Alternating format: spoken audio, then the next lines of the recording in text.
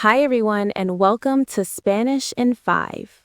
We're Alex and Maya, and this channel is here to help you learn Spanish in short, simple, and useful episodes. Each episode is about 5 minutes. We focus on real Spanish, clear explanations, and easy examples. If you're new to Spanish or if you have a basic level, this channel is for you. Today, we start with a very important topic, ser and estar. Ah, the big one. They both mean to be, but Spanish uses them in different ways. Don't worry, we'll keep it simple.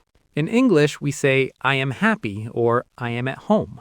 Right. But in Spanish, we choose ser or estar. Here's the easy rule. Use ser for identity and use estar for how you feel and where you are.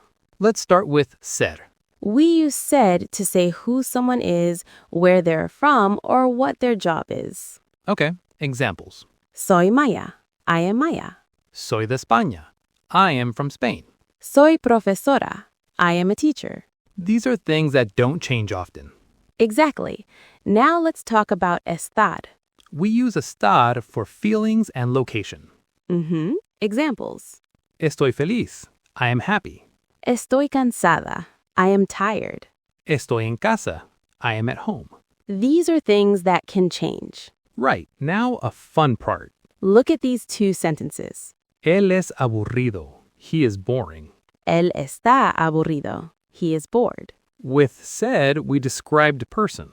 And with estar, we describe the feeling. Exactly. Here's a simple tip. Said equals who you are. Estar equals how you are and where you are. And location is almost always estar. For example, Madrid está en España. Madrid is in Spain. Let's practice. Okay, choose ser or estar. Number 1, I am tired. Estoy cansado. Good.